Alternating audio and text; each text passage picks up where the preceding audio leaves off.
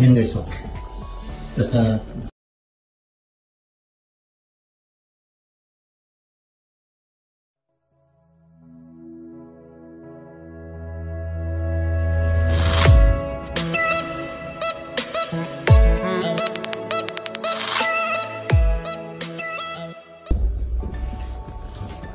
hello guys, welcome back po muli sa ating channel. At ngayon nga guys, ang gagawin natin ngayon ay gagawa tayo ng kilawin.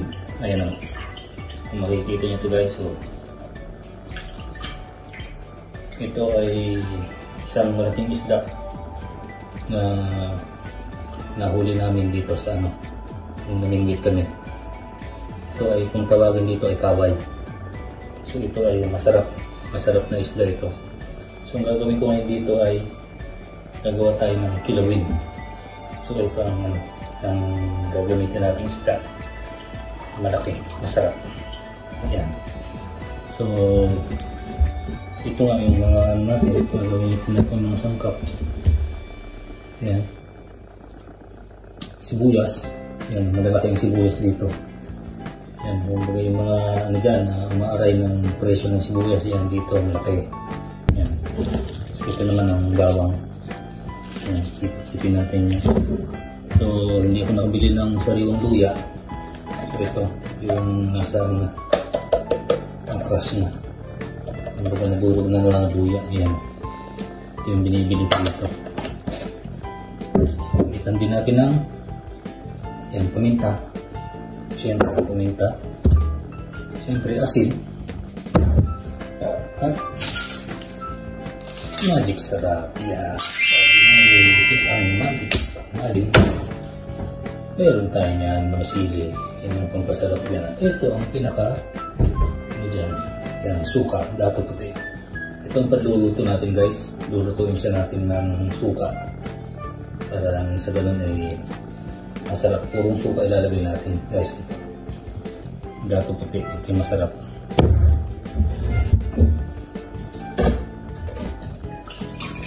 So yun guys, oh. Maliit lang, no? Ayan.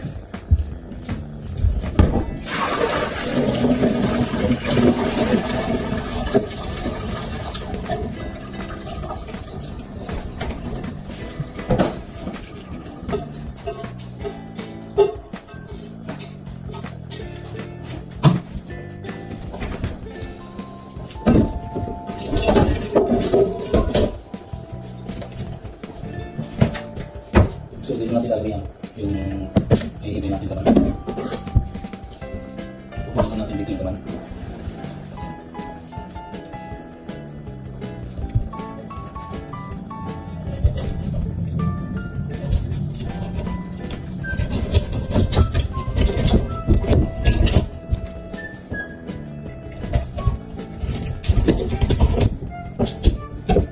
Yan dito. Ang kanyang ulo. Kukunin pa natin ba dito mga lutuin natin ito ng sisasabawan natin. Gagawin natin guys.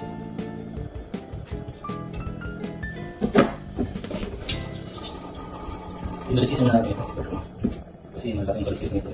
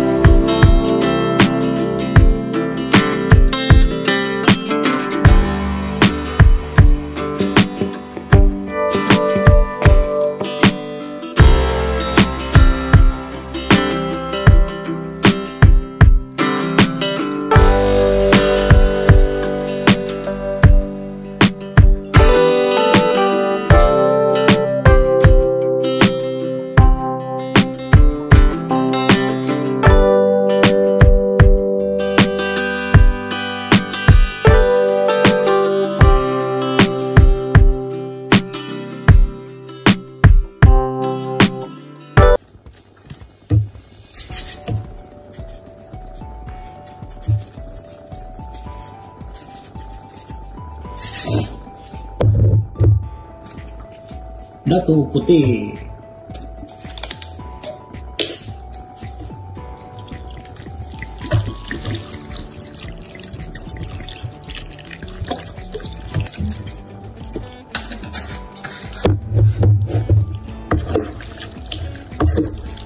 Ayan, ganitong luto natin yung dapat suka puti.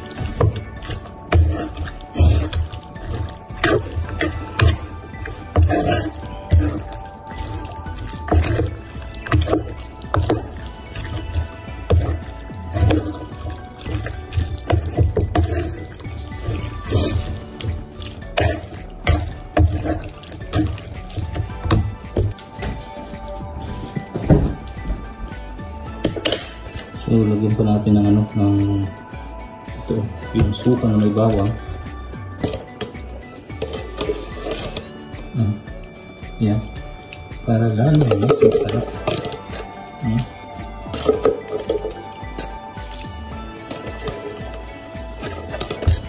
Ito yung dahon ng bawang na bibili.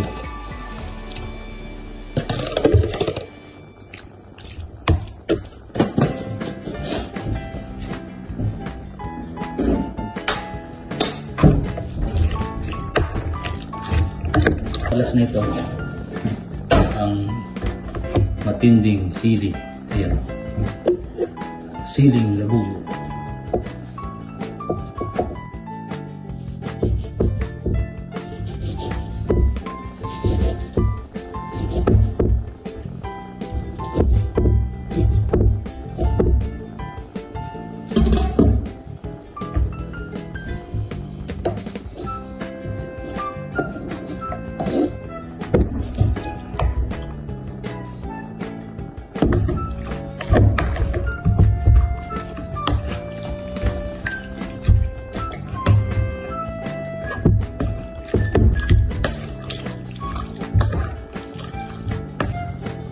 So, yun na guys, sana ay may natutunan kayo sa aking ginawang recipe ngayon, ang kilawing isda. Ayan, napakasarap nito guys. So, ito ngayon ay lulutuin natin ng suka. Ito, hayaan natin ito. Hayaan natin magdamag. Ayan, para maluto siya ng suka. Ayan. Sariwa naman ito. Kailangan maluto siya ng suka. Yan. Para masarap siya lalo.